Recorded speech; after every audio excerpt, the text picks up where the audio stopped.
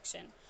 And now I give, ये organism hydra है। Step 1 में जैसा कि आप देख रहे हैं एक आउटग्रोथ निकली है, इस आउटग्रोथ को हम बर्ड कहते हैं। फिर बर्ड में धीरे धीरे सेल डिवीजन हो रहा है और वो ग्रो कर रही है, और वो स्टेप 2 में यही दिख रहा है। स्टेप 3 में वो इतना ग्रो हो चुकी है, बस वो मैच्योर हो गई है। स्टेप 4 में वो प्लांट पेरेंट बॉडी से डिटैच हो गई।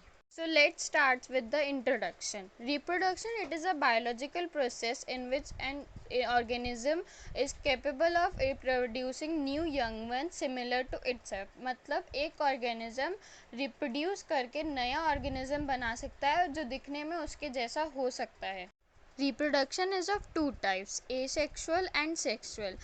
Now we study about asexual reproduction.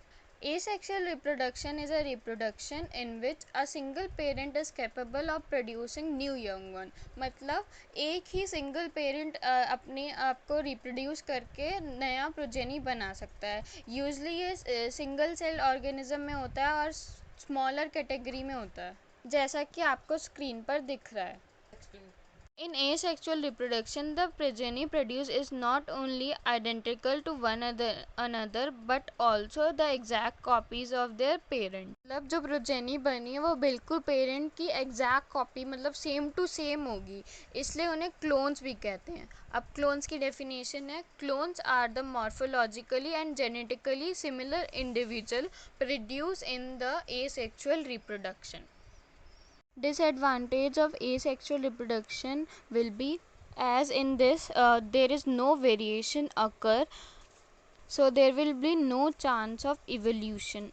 There are various types of asexual reproduction. Firstly, we will discuss binary fission.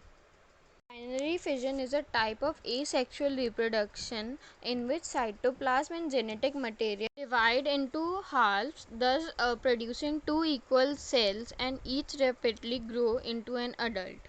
Binary fission can take place in bacteria, amoeba, paramecium and euglena. मतलब binary fission में cytoplasm और genetic material divide होता है दो equal parts में, और फिर वो धीरे धीरे ग्रो करते हैं और दो इक्वल सेल्स में और मैच्योर हो जाते हैं. In Euglena, the cell splits lengthwise, forming two similar daughter individual, and such type of binary fission is called longitudinal binary fission. Euglena में जो सेल डिवाइड होता है वो लेंथवाइज होता है और दो सिमिलर डॉटर सेल प्रोड्यूस करता है, और इस बाइनरी फिजन को लॉन्गिट्यूडनल बाइनरी फिजन कहते हैं. और in paramecium cell divide transversely for forming two dissimilar individual, this is called transverse binary fission. Paramecium में ट्रांसवर्सली डिवाइड होता है और दो डिसिमिलर साइज में सेम नहीं होते इंडिविजुअल, इसलिए इसे ट्रांसवर्स बाइनरी फिजन कहते हैं. Organisms reproducing by binary fission are said to be immortal because the parent body constitutes the reproductive unit and disappears after the formation of daughter individual. Thus, parent body continues as daughter cells. Binary fission में जो parent body है वो खुद ही reproductive unit होती है. After the formation, मतलब daughter cell के formation के बाद वो डिसअपेयर हो जाते हैं, पर जो पेरेंट बॉडी है वो कंटिन्यू करती है डॉटर सेल के लिए, इसलिए इन्हें इमॉर्टल कहा जाता है, मतलब जो मरते नहीं हैं. Second type of asexual reproduction is budding. During this process, the parent cell develops a small protuberance or outgrowth called bud, which grows in size and finally get detached from the parent cell to form a new individual. Budding में एक parent cell है, उसके ऊपर एक outgrowth appear होती है जिसे हम बड कहते हैं. वो धीरे धीरे साइज में बढ़ती है और फाइनली सेल डिवाइड होकर मैच्योर हो जाता है और डिटैच हो जाता है पेरेंट बॉडी से नया इंडिविजुअल बनाने के लिए. Can be take place in hydra and yeast. As you can see on the screen, this is the diagram of budding in yeast. Firstly, an outgrowth appeared.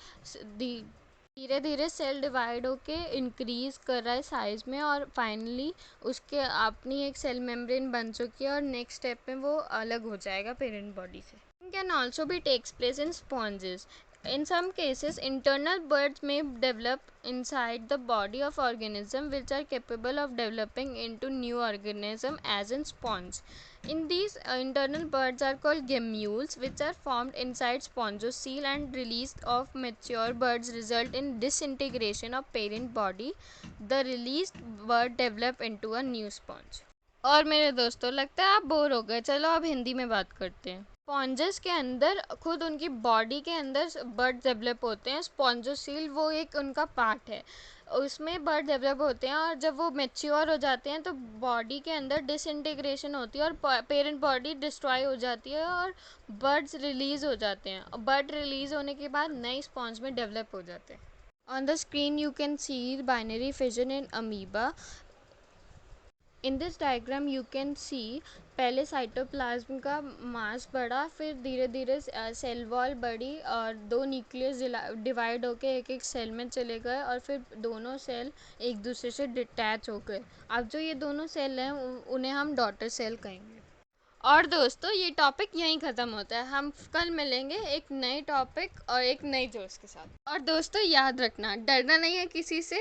बड़ों की रिस्पेक्ट करो, छोटों को प्यार करो, पढ़ते रहो और आगे बढ़ते रहो।